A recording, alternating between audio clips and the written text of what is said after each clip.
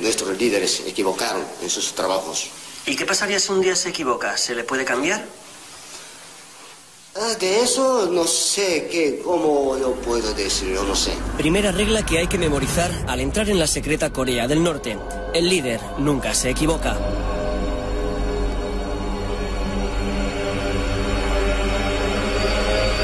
Esta es una reproducción del mítico paralelo 38 que separa desde hace 54 años a las dos Coreas. Es la última frontera de la Guerra Fría. A este lado de la maqueta, la hermética y huraña Corea del Norte. Al otro lado, la emergente potencia económica de Corea del Sur. Un armisticio no es un tratado de paz, por tanto, ambos ejércitos siguen en pie de guerra. Exacto.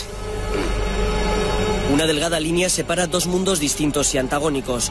Una línea que parte en dos esos barracones. De color ceniza, el próspero y democrático sur. De color arena, el empobrecido y dictatorial norte. Dos concepciones que se reflejan en la compostura de sus soldados. Marciales e imperturbables los del norte, mientras que sus enemigos del sur, apoyados por 30.000 soldados norteamericanos, se fotografían unos a otros procurando no pisar la línea roja. Una raya que atraviesa por el centro 7 barracones de madera. Cuando hay visita, se avisa a los del otro lado para que salgan y cierren con llave la puerta que comunica ambos mundos. Este es el pequeño show en el que ya se ha convertido este lugar que se supone que es el más militarizado del mundo. Soldados que hacen guardia enfrente de una línea blanca, soldados supuestamente enemigos que se hacen fotos a su vez sin pasar esa línea, todo bajo los focos de los pocos turistas que han logrado entrar aquí para ver esta zona que se supone que es la más nuclearizada y la más militarizada del mundo. Una palmada advierte de que alguien ha pisado la raya o ha puesto el pie en el otro lado. Dicen que los soldados del norte hacen guardia mirando a su propio territorio para evitar fugas o deserciones de ese mal llamado paraíso social. Esta es la historia de un viaje al país de la desmesura y el surrealismo. Una aventura en el túnel del tiempo para retroceder a los esquemas de la Guerra Fría. En Corea del Norte la vida está desenfocada, tamizada por una lente borrosa donde las conciencias han sido sustituidas por consignas y las opiniones por dogmas. ¿Quieres saber quién es mi Dios? Mi Dios es el gran líder, Kim Jong-il. El gran líder Kim Jong-il, que se hace llamar el sol del siglo XXI. El todopoderoso dictador de Corea, donde el culto al líder es política de Estado y la bomba atómica una especie de santo grial. Donde las carreteras están vacías y los hombres visten solo de colores oscuros. Donde las masas son movilizadas a diario para mantenerlas alerta ante enemigos imaginarios y se impide cualquier filtración de información del exterior. Un inmenso gulag de inspiración estalinista donde todo el mundo es supuestamente igual, aunque las élites del partido se muevan en Mercedes y el resto del pueblo lo haga en bicicleta. Un lugar donde todavía hay campos de concentración para disidentes políticos y los periodistas se tienen que camuflar de turistas para entrar. Para empezar, yo que soy periodista, he tenido que decir que soy un artista freelance. Tú también has dicho que eres un profesor de historia, que tenemos que hacer muchas preguntas que suelen ser casi siempre acogidas con mucho recelo, mucha sospecha por parte de nuestros guías. Guía es la palabra amable para llamar a los agentes del gobierno que se encargan de vigilar a nuestro grupo. Yes. Hello, Mr. Lee. 안녕하세요. Se llaman guías, pero en realidad son censores, vigilantes, informadores con capacidad para expulsar del país al turista díscolo o demasiado preguntón. Por ejemplo... Mr. John, don't risk. Y todo por enfocar a 3 hombres empujando un camión averiado. Las directrices de todos estos vigilantes las da el señor Pak Kwan, al que todos llaman Pak Tonchi, camarada Pak. Relevante miembro del aparato del partido, es secretario general en el organigrama del gobierno y habla español. Es que, mira, nosotros sí estamos orgullosos de tener esta fuerza de defensa con las armas nucleares. Orgulloso de tener la bomba atómica. Su edad, su puesto y unos cuantos años en Cuba le han dado una visión política un poco menos rigorista que la que tienen sus hombres, auténticos mastines de la ortodoxia comunista. Él se permite algunos comentarios en privado que nunca reconocerá en público y tiene cierto olfato para detectar periodistas o espías entre los restringidos grupos de turistas que él tutela. Hay también algunos agentes que pueden ser espía, enviado o comprado por alguien, por CIA de Estados Unidos. El viaje está organizado por la Asociación de Amistad con Corea, una organización de proselitismo del régimen de Pyongyang, financiada por el gobierno del dictador. Su presidente, entregado a la causa norcoreana, es un joven español de Reus, Alejandro Cao.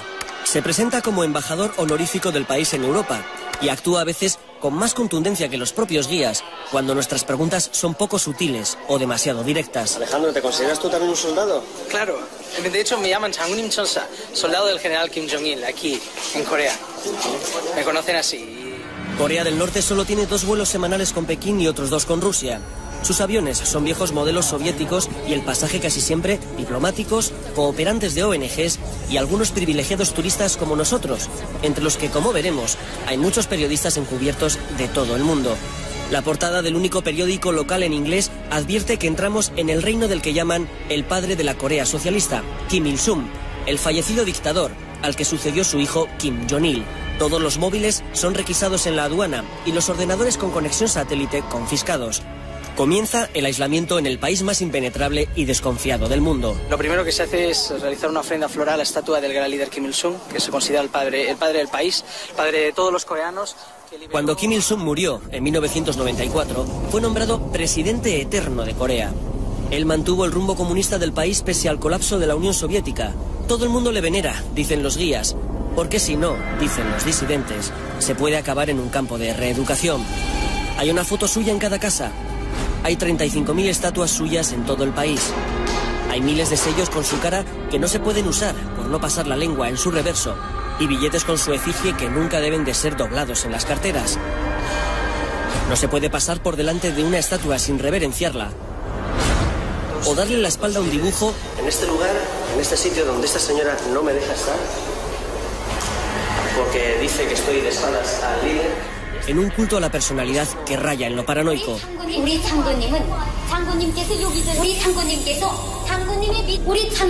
Uri Changunim Keso, nuestro general. Repetido hasta la extenuación o el aburrimiento.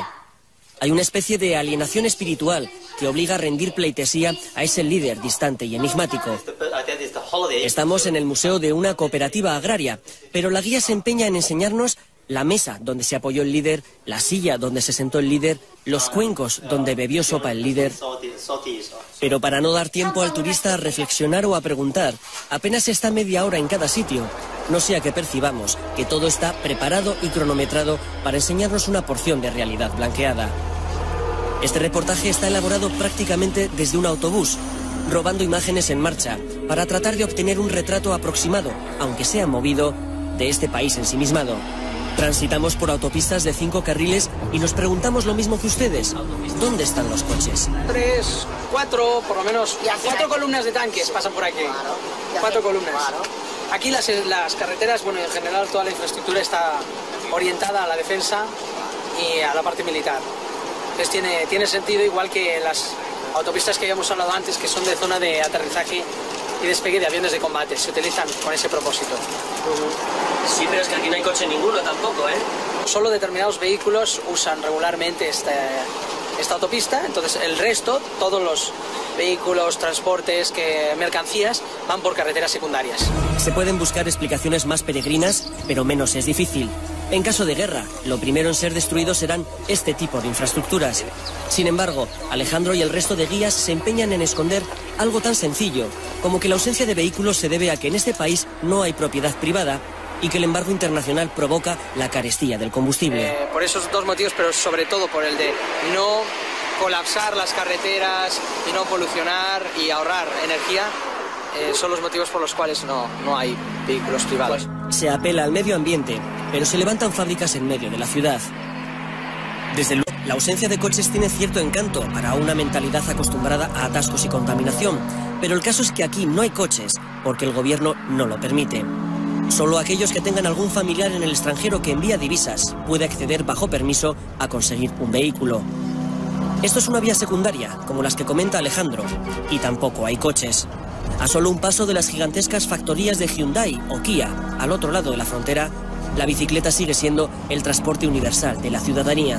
Eso sí, las carreteras estarán vacías, pero muy limpias, porque en Corea se barren las calzadas. Hay brigadas de barrenderos que cepillan kilómetros y kilómetros de asfalto solitario.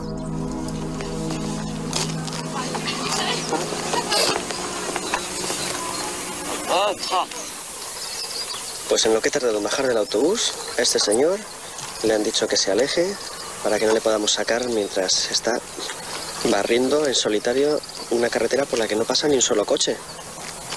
El guía asegura que se va por timidez, pero el desconcierto en su rostro indica otra cosa. ¿Es otro de esos músculos inútiles, desperdiciado en labores absurdas, o es un represaliado político que se va para no complicar más su condena? Para que nuestro grupo de turistas tenga el menor contacto posible con la población civil, Pablo, se nos aloja en un hotel de las afueras, muy lejos del centro, solos y aislados. Los cortes de energía solo dan agua caliente 2 veces al día. En la televisión, a todas horas, una alienante programación patriótica. Las órdenes recibidas, nada más llegar, son expeditivas. Queda terminantemente prohibido salir solo del hotel o tener cualquier contacto con coreanos. Y no es una broma. Paul Borrow, un londinense de 24 años, fue amonestado públicamente y amenazado con la expulsión del país por dar una vuelta alrededor de un hotel donde el grupo acababa de cenar. ¿Qué fue lo que hizo? pues se largó por ahí por Pyongyang, estuvo entrando, entró en la central de trenes de Pyongyang, y estuvo allí, compró algunos refrescos y esto. Este país es un país totalmente preparado para la defensa, preparado para la guerra. Entonces, igualmente que todos son soldados y saben hacer una formación, todo el mundo está alerta de cualquier posible infiltración extranjera. And Paul, have you apologized? Did you apologize? I totally apologise if I got Alex or any of the guys in trouble. Absolutely, because that was never my intention. La pulcritud, el orden, la limpieza enmascaran la ausencia de trabajo y ocupación. No hay papeleo ni clientes. Disponen de 500 habitaciones, pero todas las llaves están en la recepción. Estamos en cuarentena. ¿Por qué no podemos salir solos a dar un paseo por Pyongyang? No, absolutamente una pregunta tonta. Nosotros queremos evitar algún accidente posible. Queremos ofrecerles, garantizarlos con toda la seguridad personal de ustedes. Es la paranoia de la seguridad, la alucinación sobre un enemigo invisible. Internet no existe, aunque se pueden enviar emails a través de una línea restringida y controlada. Eso sí, los mensajes son traducidos y analizados. Estas funcionarias, por ejemplo, ni siquiera disimulan a la hora de espiar el mensaje del brasileño Marco Resende, otro periodista transmutado en empresario. ¿Por qué crees que estaban intentando ver tu email? Mas imagino que era para controlar el contenido. De manera excepcional, el gobierno norcoreano ha permitido la entrada de 5 turistas norteamericanos. 5 turistas enemigos. Desde la olvidada guerra de los años 50, Estados Unidos se ha convertido en el gran satán para Corea. Y Corea, desde hace unos años, en uno de los vértices del llamado por George Bush, eje del mal. This is a present for the dear leader, Kim Jong-il, and it's a... Are you American? Yes, I'm from the United States, from Virginia. And you call President the dear President? The dear leader. The dear leader. Kim Jong-il, yes. Puede que el señor Borden aprecie mucho al querido líder, pero Kim Jong-il ha decidido que los norteamericanos solo pueden estar 3 días en Corea. Eso sí, al mismo precio que pagamos el resto por semana y media. El regalo de George Borden acabará en este faraónico museo, donde están los más de 200.000 presentes recibidos por el dictador padre y el dictador hijo en 50 años. El lustre de los pomos de bronce se mantiene con paños esterilizados y nuestros pies deben cubrirse con unos zapatos de tela para preservar esa fantasía blanca de lo eterno. La iluminación sugiere la entrada al Olimpo, donde recibe, como siempre, el difunto padre de todos los coreanos. Es un pequeño Versalles, lleno de pasillos inquietantes. Son casi 300 salas que se van iluminando de manera fantasmagórica. Hay una vitrina reservada a España, con el Quijote y el barco de madera, regalados por Santiago Carrillo, y otros presentes enviados por el Partido Comunista en los años 70. El Museo de los Regalos de los Presidentes Kim Il-sung y Kim Jong-il está horadado en una montaña situada en uno de los lugares más imponentes y más inaccesibles de Corea. Cualquiera podría pensar que se ha buscado un lugar paradisíaco para situar este museo, pero aquí insisten en que se ha horadado toda una montaña para preservar estos regalos de un posible bombardeo de Estados Unidos. Aquí hay regalos del pasado esplendor soviético y recuerdos de casi todos los antiguos amigos de los líderes. Desde un tren blindado, regalado por Stalin, a espadas de Gaddafi, pasando por todo tipo de presentes de Ceausescu, Tito, Fidel Castro o Mao Zedong. Una apoteosis kitsch y un interesante lugar para preguntarse qué sitio ha reservado la historia para todos ellos. Porque si de algo saben en este país, como en cualquier dictadura que se precie, es de falsear la historia para reinventar el pasado. Aquí hay un arma de guerra utilizada por los antiguos coreanos, que se parece mucho a un misil. En este museo de la ciudad de Kaesong se pretende hacer creer, con unos burdos dibujos, que los coreanos inventaron los misiles hace cientos de años, y de ahí les viene la tradición nuclear. El primer misil de la historia, repiten las guías con un gesto aburrido. En otro lugar nos intentan convencer de que esas estatuas de piedra que imitan a las supuestamente originales son patrimonio de la humanidad, en lugar de simple atrecho. Lo único que está certificado en este lugar como valor arqueológico por la UNESCO es una tumba real, pero acostumbrados a visitantes dóciles, los guías repiten las mentiras como si nada. Toda dictadura apela a un supuesto pasado mítico e imperial. Toda dinastía autoritaria, como la de los Kim, busca legitimación en antiguas estirpes guerreras. Estos son restos de los misioneros que enviaban a los Estados Unidos con el objeto de sabotear a Corea, efectuar actividades sobre todo de espionaje. El llamado Museo de las Atrocidades de Sinchon es otro de esos lugares donde 200.000 escolares al año aprenden a renovar su odio contra Estados Unidos. Los cuadros hiperrealistas muestran a curas torturando niños, soldados serrando cabezas o taladrando cerebros. Torturas inquisitoriales de una crueldad infinita que no están acreditadas por comisiones internacionales ni evidencias forenses. Las supuestas órdenes de los oficiales estadounidenses son toscas fotocopias sin sellos ni firmas ni órdenes de operaciones. Más historia reinventada. La casa de Majeondae es donde supuestamente nació Kim Jong-il. Significa colina de los 1000 escenarios. La biografía oficial asegura que en 1945 expulsó él solo al invasor japonés al frente de sus guerrilleros, aunque no se menciona que 2 bombas atómicas habían provocado la rendición de Japón. Aquí la gente acude en formación. Vienen de fábricas o pueblos o colegios.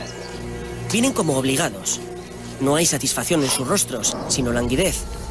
Son como androides en procesión. Acuden con la misma marcialidad que los pelotones militares. Al ejército se le supone más de 1 millón de soldados y 3 millones de reservistas de la Guardia Campesina. Hay uniformes por todos los lados. Es como si se estuviera, y de hecho se está, en un estado de excepción permanente, en una constante búsqueda del enemigo. Tomorrow morning, 7 o'clock, yes. You came with me in the same trip, but you have to move tomorrow morning, right? I'm an American citizen. No other reason. If I was Canadian or Australian, I'd be staying the whole 11 days, but instead I get 4. So you're supposed to be an enemy for them. Supposed to be, huh?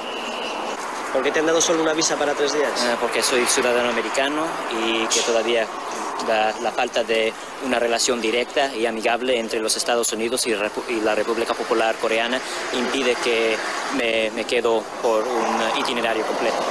Los 5 turistas norteamericanos que atravesaron la frontera con nosotros fueron invitados a dejar el país 3 días después.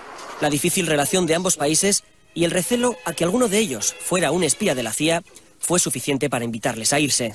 Unfortunately, in the case of our US friends, tomorrow they have to depart. So you have to return to your country, and we really feel very sad because we would really like to be with you during all the itinerary. Pero claro, los guías no podían arriesgarse a permitir la entrada de 5 yanquis en el gran acontecimiento del día siguiente. La mayor parada militar en años, con la exhibición de todo su músculo militar, incluido los misiles de largo alcance, a los que se les supone capacidad nuclear. 12.000 soldados al inquietante y filofascista Paso de la Oca. Miles de miembros del partido de riguroso negro coreografiados con una precisión milimétrica. Una movilización de masas que recuerda cierta iconografía nazi. Canciones épicas. Letras que dicen al líder: si tú no existes, nosotros tampoco existimos. Y nosotros, los turistas periodistas, reteniendo todas esas imágenes en la memoria porque nos impidieron pasar la cámara. Memorizando las lágrimas entre los asistentes, las muestras de histeria colectiva, los gritos de júbilo al líder porque en la tribuna solo estaban los incondicionables del régimen. Y el visitante que ve pasar esos misiles al lado, que ve cómo la gente puede acercarse a tocarlos en el parking, a bromear, haciendo como que aprietan el botón de la lanzadera. El visitante que imagina los millones de euros que puede costar cada misil para un país tan miserable, cuando se recupera de la impresión de estar rodeado de lunáticos, pregunta a uno de los responsables de nuestra vigilancia por la bomba nuclear. No tenemos armas nucleares para amenazar a otros países, no. Es solo para autodefensa. Tenemos armas nucleares para defender nuestro país de provocaciones y nuevas guerras del imperialismo norteamericano. Lee es uno de los discípulos aventajados del señor Pak. Ambicioso y fanfarrón, sus opiniones son las más dogmáticas y militantes. No se desvía ni un milímetro de la doctrina oficial. Busca espías por todos los lados para ascender en el aparato del partido y revisa continuamente nuestras guías o apuntes para descubrir algo incriminatorio, algo de propaganda imperialista. Yeah, but why don't you want to see any American movie? I hate American. US imperialist, so I hate American movies because Lee es un producto perfecto del adoctrinamiento temprano de los jóvenes en el odio a todo lo que huela norteamericano. Durante su época de universitario participó en las famosas marchas de antorchas, otra turbadora movilización de masas. 200.000 personas purificadas por el fuego y sublimadas en el culto a un líder que se siente a gusto en su papel de semidios. Los regímenes autoritarios necesitan estas demostraciones de asistencia obligada para retroalimentar su sueño de apoyo popular. Es como una gran maniobra de autosugestión, de que el pueblo está con el líder, de que todos esos hombres y mujeres que desfilan sin sonreír son parte del sistema. Kim Jong-il visita, Kim Jong-il proporciona, Kim Jong-il inspecciona. En todas las portadas, en todos los periódicos, siempre sale una fotografía del gran líder. En esa primera página, un líder que debe tener el don de la ubicuidad porque está en todos los sitios y sabe de todo. ¿Cómo se consigue esa alienación? Con un férreo programa de anestesia colectiva y falta de información. Esta es parte de la programación de la televisión coreana en diferentes horas, días y lugares. Están los programas de coros del Ejército Popular. Los informativos donde se alaba la última inauguración del gran líder. Los grupos de danza de la milicia. Las obras de teatro protagonizadas por soldados. Las últimas maniobras bélicas. Las películas de guerra donde Corea siempre gana. Y por supuesto, el himno y la bandera. La hipnosis de todo un pueblo, basada en la repetición de grandes mentiras y la glorificación del liderazgo. Estoy revisando un periódico y encuentro que el querido líder está en la primera noticia, en el titular. Luego la segunda noticia también está aquí. Y si nos vamos a otra página, encontramos Kim Jong-il de nuevo en un titular. Aquí también una noticia distinta. Aquí también. En esta también está Kim Jong-il. Esta es otra noticia distinta, también está Kim Jong-il. A Coreia do Norte está nas mãos de uma ditadura militar. E como toda ditadura militar, ela precisa manter a população num estado paranoico de permanente mobilização. Marco trabaja para la revista brasileña Época, aunque ha dicho que era director de marketing. La entrevista se realiza en su habitación tras confesar que él también es periodista. No somos los únicos. Pablo, del diario ABC, se ha colado como artista. Y Sasha, un reportero croata, ha dicho que era músico. Solo los últimos días del viaje, y tras superar la sensación de recelo y sospecha creada por los guías, se desvelan las verdaderas identidades.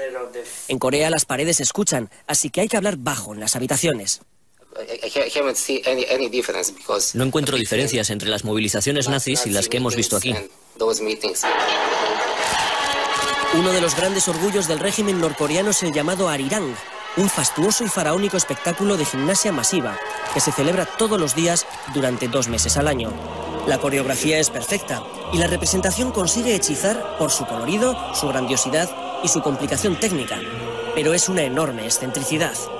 Una gran exageración que solo se puede hacer cuando un gobierno es capaz de obligar a 100.000 personas a ensayar gratis durante meses y bajo amenaza de reeducación si se niegan a colaborar o cometen algún fallo.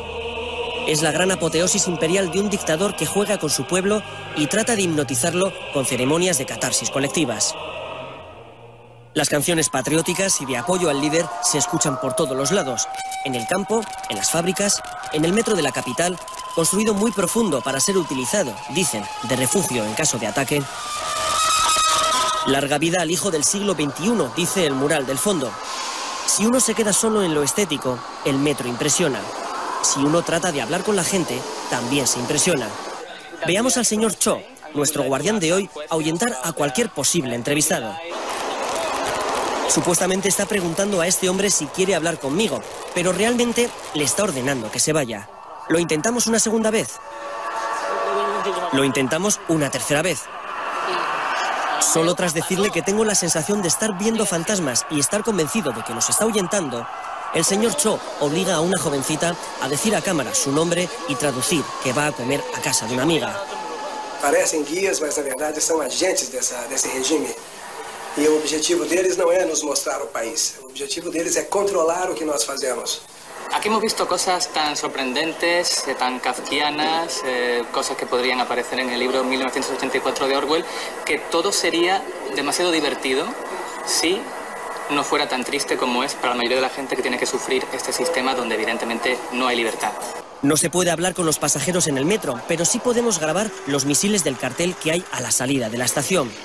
La óptica informativa de una dictadura militar es peculiar y, sobre todo, impredecible. ¿Puedes decir que estamos aplaudiendo? A un grupo de personas que están haciendo picnic, entre ellos algunos soldados. Pero mi cámara está enfocándote a ti y a una pared. Sí. ¿Me puedes explicar por qué no me puedo dar la vuelta? Porque nuestros guías han dicho que no se debe filmar. Entonces, si ellos dicen que no, es que no. Sencillamente hay que seguir las normas. Y hay a veces cosas que se pueden decir, otras que no. Entonces no quiero repetirlo porque si lo repetimos ya no podrás grabar nada más. ¿Vale? Y me gustaría que continuaras grabando los otros días. Si no, te quedarás en el hotel y entonces sí que ya no podrás hacer nada. Lo siento, es así. ¿Esto supongo que puedo utilizarlo? Sí, sí, puedes utilizarlo. No se podía grabar este picnic, fotografiado clandestinamente por el reportero croata. En Corea nunca se sabe cuál es la foto que te puede costar la acusación de espionaje y la expulsión. No graba, hombre. Un niño llorando en una chabola no se debe de grabar. Otro crío chapoteando en un charco, tampoco. Esta otra imagen refleja una postal de tarde en un parque de la ciudad de Sinchon. El zapato es del guía que se interpone para no sacar un carro tirado por bueyes. Otra discusión absurda sobre la importancia estratégica de un carromato. Cuando una persona hace fotos, etcétera, este tipo de planos, porque creen que lo pueden utilizar como propaganda partidista totalmente. ¿El buey y el carro estaba en este parque o no? Claro que sí, claro que sí. Pero ¿por qué el 90% de personas que vienen aquí solo sacan el buey y el carro y no sacan el resto? Ese es el problema que tenemos. Para que no se nos incluya en ese 90% del que habla Alejandro Cao, sacaremos imágenes de ese bucólico parque. Pero también diremos que esa grabación fue un ruego especial del periodista, harto de sacar fotos movidas desde un autobús que solo para en lugares que estén en el programa o que tengan un monumento al líder. Desde el autobús ha habido que sacar el imponente esqueleto del Hotel Ryungyong, el que tenía que ser el más grande del mundo, construido en plena Guerra Fría y muerto por falta de presupuesto. Una de las vergüenzas nacionales menos disimuladas. 3.000 habitaciones, 105 pisos, el 10º edificio más alto del mundo. Iba a ser el orgullo de un país que quiere hacerlo todo más alto y más grande que nadie, como si esta fuera la única manera de medir ideologías. Un fiasco urbanístico que nunca podrá ser rehabilitado por la mala calidad del hormigón utilizado.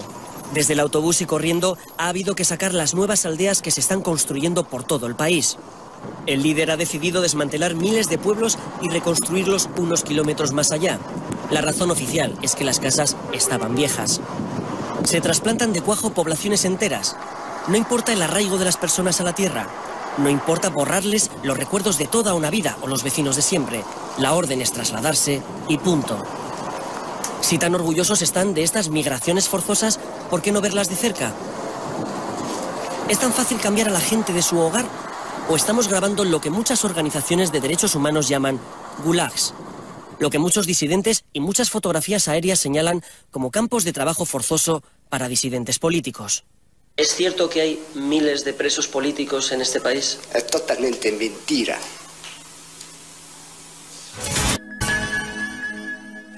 ¿Es cierto que existen campos de internamiento o de reeducación política para ese tipo de gente? Ya se han desaparecido. Ya ahora no funciona.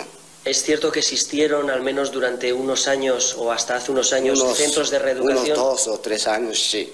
estaba funcionando y ahora ya se han desaparecido, no se huye nadie. Estamos hablando que hasta el año 2005. Naciones Unidas, Amnistía Internacional, el Observatorio de Derechos Humanos y muchas otras prestigiosas instituciones han denunciado la existencia de esos campos llamados de reeducación y que el secretario general Pak Kwam reconoce hasta hace 2 años. Lugares donde el disidente político es condenado sin juicio y recluido junto a padres e hijos para evitar su fuga. Se arrepentían de lo que habían hecho. Se calcula que puede haber hasta 200.000 presos políticos en estos momentos. El relator especial de la ONU sobre derechos humanos en Corea del Norte asegura que solamente por criticar el sistema económico comunista del país hay hasta 104 tipos de delitos de cárcel. Sí, cuando estaban devueltos, nosotros queríamos reeducarlos a través del trabajo en el campo. ¿Trabajo forzado? Forzado. ¿De cuánta gente estamos hablando? No sé exactamente la cifra. Como en los antiguos países del este, en un estado de continua sospecha, cualquier rencilla, envidia o problema de celos es resuelto con una improbada acusación de traición a la patria. Una simple crítica sobre la calidad de la comida puede llevar a alguien a la cárcel por anticomunista. Por eso se ven tantas miradas tristes. Por eso la gente tiene pánico a hablar con el extranjero, por temor a meter la pata sin querer y acabar reeducado. ¿Pero ella sabe escribir y leer? ¿Su culturalidad?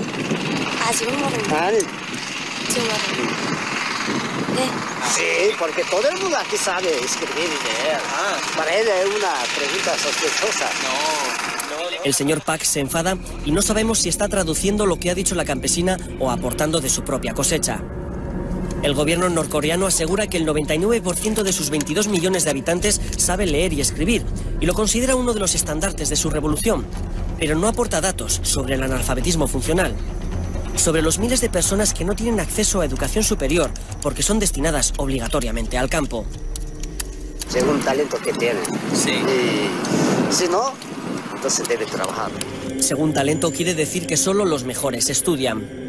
Esa jovencita, llamada Ram, trabaja en la brigada número 1 de verduras de la cooperativa Migok. Con una economía casi de subsistencia, basada en el cultivo del arroz, con técnicas rudimentarias, algunos tractores, gran parte de la población es obligada a trabajar en el campo para alimentar al resto del país. Vamos a construir nuestra patria con arroz, dice este letrero. Lo que los guías nos presentan como una consigna campesina es para algunos diplomáticos y expertos en Corea del Norte una prueba de que podría tratarse de un campo de reeducación. Nunca sabremos si hemos hablado con una campesina o con una represaliada política condenada a trabajos forzados, porque en Corea nunca nada es como parece. Bueno, pues hemos pedido que nos enseñen la típica casa coreana y nos han traído una especie de casa museo visitada por el presidente de la nación, en la que todo está en su sitio, todo está limpio y todo parece que ha sido colocado a posta para que parezca lo que seguramente no es una típica casa coreana. Queríamos ver una casa campesina al azar, pero en Corea el azar no existe. La casa ya estaba preparada, aunque todo ha parecido improvisado. Se trata de una familia modélica, fotografiada, qué casualidad, con el líder. Con una cocina inmaculada, unos pequeños cultivos en el jardín, la guerrera del dueño con las medallas conseguidas. Una familia ejemplar, porque en Corea se divide a la población en 3 clases. Los centrales, como los de esta casa, los oscilantes y los incorregibles. Una especie de inventario social o de clase, cada uno con sus propios derechos, obligaciones, privilegios o castigos. ¿Es cierto que existen campos de internamiento para deficientes mentales o deficientes físicos? No, de eso no solo trabajos en el campo, solo lo que hacen los campesinos de hoy. ¿Pero hay cooperativas que se montan exclusivamente para gente con deficiencias físicas? No solo como en las granjas de cooperativas normales, solo ellos estaban como aparte de los campesinos de la misma granja. Este señor que porta unas muletas es lo más parecido que hemos visto a una minusvalía física. Tampoco hemos visto ningún deficiente mental, porque como reconoce el señor Pak, la espartana Corea del Norte encierra a sus disminuidos en granjas y cooperativas donde se dedican a trabajar a destajo como mano de obra defectuosa. El dictador Kim Jong-il trata a su pueblo como si fueran figuritas folclóricas de escayola. Su país es como un enorme juguete de hombres y mujeres sometidos a su voluntad. Cada uno tiene su puesto y su función, y si se rompe, se repone. El gobierno ha reconocido que hubo más de 300.000 muertos durante la gran hambruna de hace 5 años. El líder le puso nombre a esa época terrible, la Marcha Penosa. Algunas ONGs elevan la cifra a casi 2 millones de muertos por hambre. Entonces, quedan secuelas. Es una fábrica de la producción humana incesante. Visitamos una maternidad, aunque en la terminología marxista del señor Pak sea una especie de stajanovista paritorio de ciudadanos trabajadores. Todo vuelve a estar en su sitio y no se nos permite mirar donde no está previsto. La sanidad es uno de los grandes logros del país, aunque hay numerosas denuncias de la Organización Mundial de la Salud sobre el estado de muchos de los hospitales. La responsable de la maternidad nos pasea por todos los laboratorios y nos enseña madres que acaban de parir. Casualmente, uno de los bebés nació el mismo día que el líder, 2 semanas antes de esta grabación. Preguntamos a otra madre por el nombre del bebé. ¿Indecisión? ¿Duda? Madre que no sabe, que no contesta, y entre el guía y la directora la sacan del apuro. Lo pensará cuando vuelva a casa, dicen. ¿Era todo un montaje?, nos preguntamos. ¿Era una madre real? ¿Qué madre no sabe el nombre de su hijo 2 semanas después del parto? Preguntamos a Pak. Antes del parto, así, la pareja ya tiene nombre de su hijo o de su hija.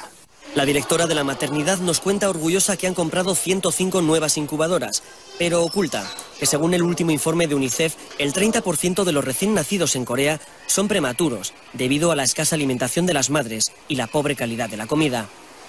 El 34% de las mujeres norcoreanas sufre anemia, y la falta de proteínas, grasas y micronutrientes provoca que el 23% de los niños estén técnicamente desnutridos. Algo que ha empezado a hacer mella incluso en el ejército, donde se ha tenido que reducir la altura mínima exigida para el servicio militar de 1,50 a 1,30. Y eso que el ejército es la institución más venerada del país. Hay cementerios y estelas funerarias en recuerdo de los mártires por todos los lados. La disciplina castrense impregna cualquier acontecimiento social, porque aquí hasta el ocio también está controlado y programado. No hay ninguna familia en Pyongyang que no haya visitado el famoso y extravagante Museo de las Flores y no se haya fotografiado con miradas de trámite ante la imagen de los 2 líderes, padre e hijo. Aquí solo hay begonias rojas y orquídeas moradas, modificadas genéticamente, y a las que se les ha dado el vanidoso nombre de Kim Il-sunias y Kim Jong-ilias en honor de... Entre los centros de flores dedicados a los líderes se pueden ver incongruencias visuales como estas pistolas sobre pétalos rojos o reproducciones de misiles entre ramos de orquídeas. Son flores para el pueblo, rezan los carteles, entregadas por los 2 padres de la patria. El gran líder ha escrito centenares de libros como este, ha diseñado la ciudad entera, ha pensado en sus plazas, en sus monumentos, ha inventado nuevos sistemas hidráulicos, software para ordenador, ha logrado la bomba atómica y todo lo ha hecho él. Dicen aquí que es porque tan solo duerme 3 horas diarias, y es que uno de los primeros objetivos de cualquier régimen totalitario es eliminar la capacidad crítica y reflexiva de sus ciudadanos. La Torre Yuche pasa por ser, como no, el monolito más alto del mundo. Está erigida a la ideología del mismo nombre creada por el presidente Kim Il-sung. Básicamente, es un marxismo-leninismo redefinido con elementos confucianos y que se resume, según la experta, en una frase. El hombre es el maestro de todo y decide sobre todas las cosas. Si cambiáramos el enunciado y dijéramos que el líder es el maestro y que el líder decide sobre todas las cosas, estaríamos ajustando mejor el ideario Yuche. Una teoría mantenida en base al absoluto desconocimiento de otras realidades sociales que pudieran contaminar este paraíso social. Por eso, hasta la especialista hace preguntas tan sorprendentes como esta. En tu país, por ejemplo, ¿todo el mundo tiene derecho al voto o puede presentarse a las elecciones? El aislamiento es imprescindible para mantener una gran mentira. Por eso se reescriben las biografías oficiales de los líderes, para dotarlos de un pasado heroico y cierta pátina intelectual.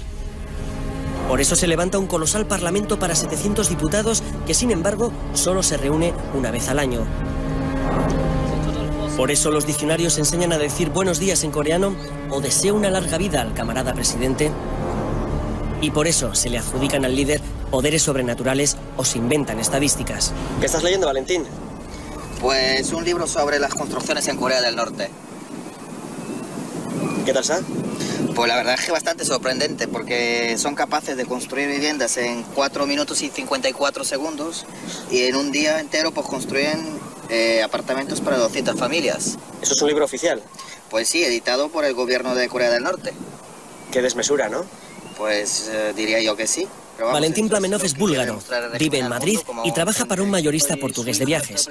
Se crió en los años 80 en un régimen muy parecido a este, por eso es capaz de detectar las pequeñas sombras que acechan a esta versión del comunismo a la coreana. Son pequeñas contradicciones que han empezado a socavar, siquiera superficialmente, la marmórea ideología norcoreana. Desde hace unos años se han abierto boleras y salas de juego donde acuden los hijos de las élites urbanas. Se juega sin dinero para evitar la ludopatía, pero jugar se juega. Así de esta manera nosotros mantenemos entre la juventud el espíritu socialista, no el espíritu capitalista.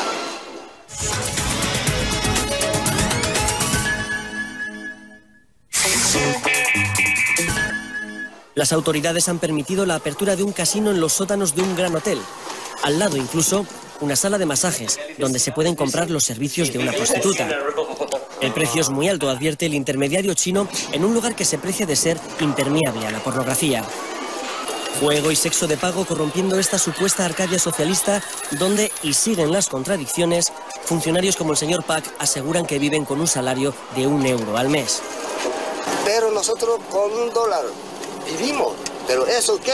¿De qué manera? Tenemos un sistema estatal de suministro muy fuerte, garantizada la vida gracias a este sistema de suministro estatal.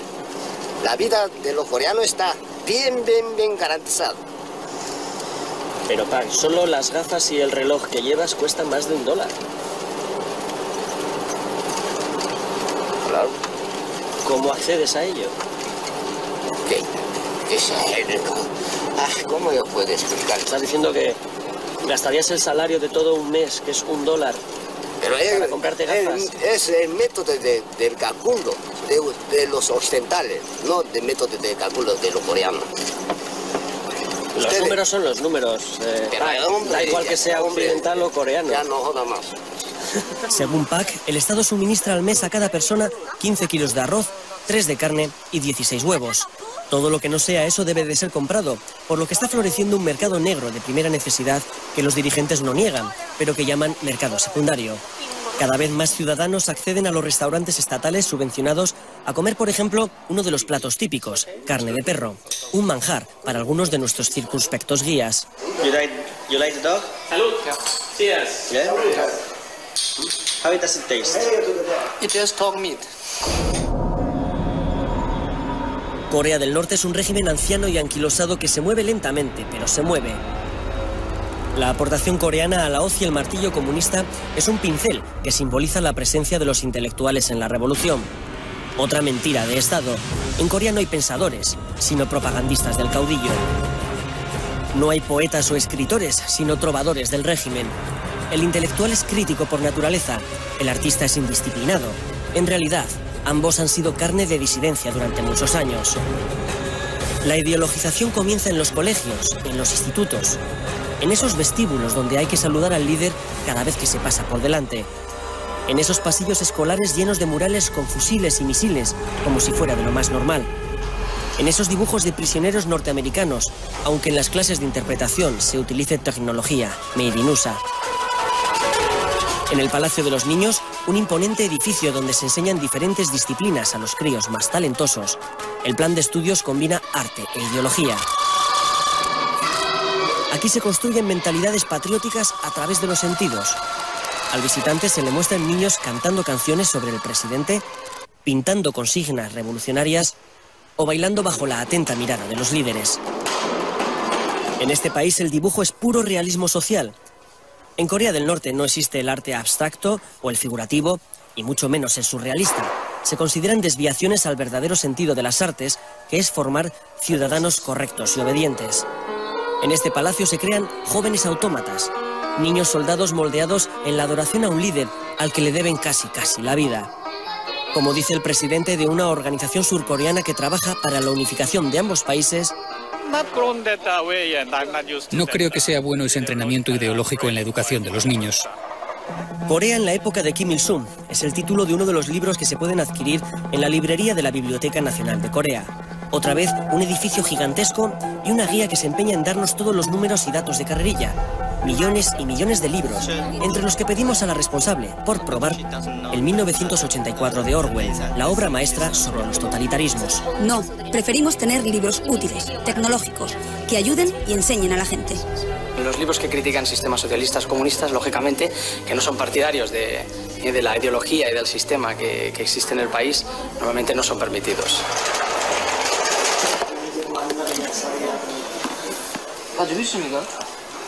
Le pedimos el castillo de Kafka, donde se describe el terrible poder de una inaccesible autoridad. Tampoco lo conocen. ¿Qué obras interesan entonces? Pues, por ejemplo, los 18.000 libros escritos por el caudillo Kim Il-sung de su puño y letra. Sí, 18.000. Ya sé que se sorprenden, pero además son libros muy intensos y muy profundos. Lo dice el doctor en filosofía y encargado del Departamento de Ciencias Políticas, Ri Son-chol. El profesor Ri asegura que se los ha leído todos. Le hacemos ver que es imposible escribir 18.000 libros y sonríe. Sonríe hasta el director de la biblioteca, cuando le digo que eso significa escribir un libro al día durante 49 años. En la Biblioteca Nacional de Pyongyang hay más de 30 millones de ejemplares. Nos lo cuentan como ejemplo de aperturismo intelectual. Sin embargo, si preguntamos por libros capitales de filosofía política, como libros de Max Weber o el clásico de Hannah Arendt, Contra todos los totalitarismos, estos libros no existen. Y desde luego lo que no tienen es el libro de George Orwell, 1984. Quizás porque el protagonista de esa novela, ese gran hermano autoritario, se parece demasiado al protagonista de este país. Kim Jong-il ha logrado mantener a su pueblo en un estado de tensión constante sin que la cuerda avance hacia ningún lado. A los coreanos del norte como nación se les supone fieros y peligrosos, pero como pueblo se muestran dóciles y conformistas. Así es el último bastión comunista del planeta, un estado totalitario y paranoico que mantiene encerrado y aislado a todo un pueblo. Al dejar el país, una buena noticia. Nos devuelven a todos nuestros teléfonos móviles. Volvemos a sentirnos dueños de nuestra agenda.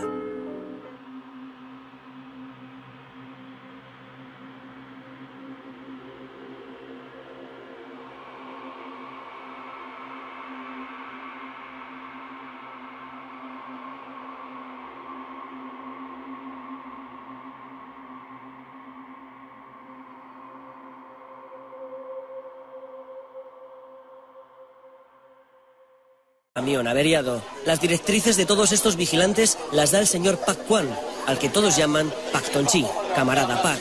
Relevante miembro del aparato del partido, es secretario general en el organigrama del gobierno y habla español. Es que, mira, nosotros sí estamos orgullosos de tener esta fuerza de defensa con las armas nucleares. Orgulloso de tener la bomba atómica.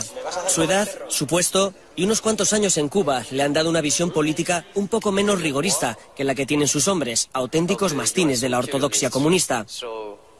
Él se permite algunos comentarios en privado que nunca reconocerá en público y tiene cierto olfato para detectar periodistas o espías entre los restringidos grupos de turistas que él tutela. Hay también algunos agentes que pueden ser espía, enviado o comprado por alguien, por CIA de Estados Unidos.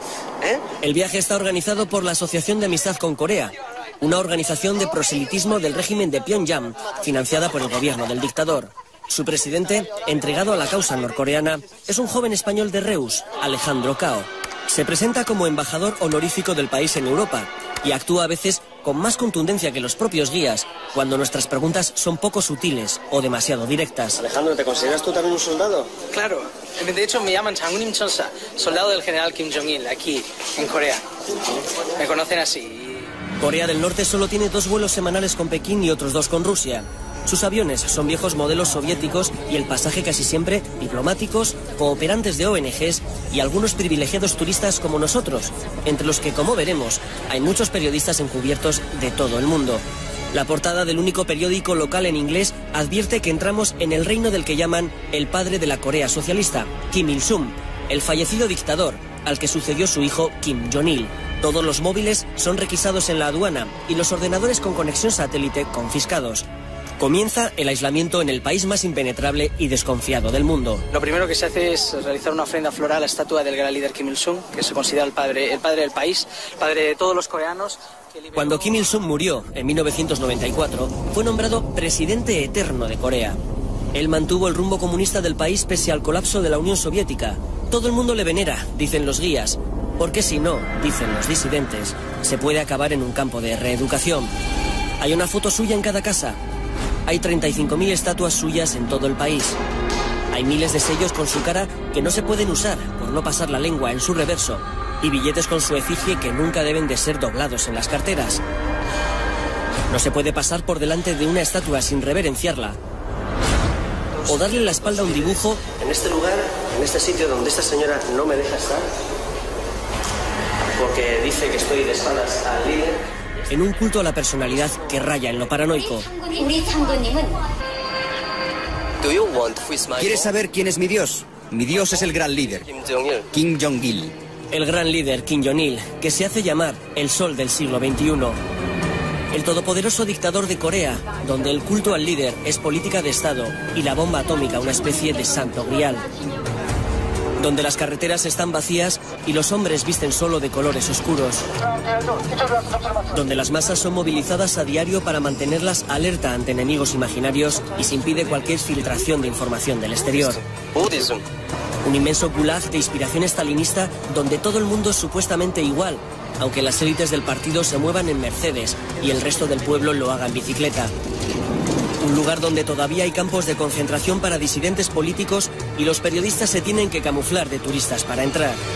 Para empezar, yo que soy periodista, he tenido que decir que soy un artista freelance. Tú también has dicho que eres un profesor de historia, que tenemos que hacer muchas preguntas que suelen ser casi siempre acogidas con mucho recelo, mucha sospecha por parte de nuestros guías. Guía es la palabra amable para llamar a los agentes del gobierno que se encargan de vigilar a nuestro grupo. Yes. Hello, Mr. Lee. 안녕하세요. Se llaman guías, pero en realidad son censores, vigilantes, informadores con capacidad para expulsar del país al turista díscolo o demasiado preguntón. Por ejemplo, Mr. John, don't risk. Y todo por enfocar a 3 hombres empujando un camión.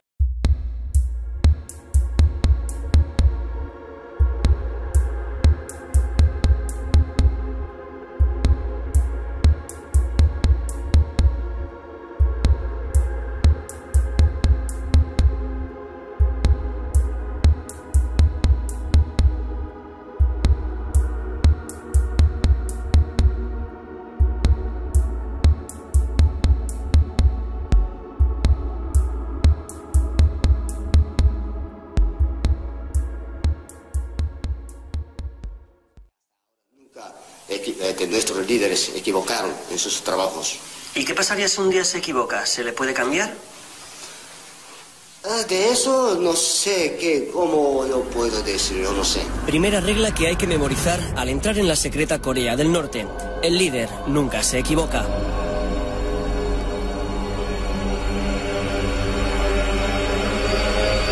Esta es una reproducción del mítico paralelo 38 que separa desde hace 54 años a las 2 Coreas.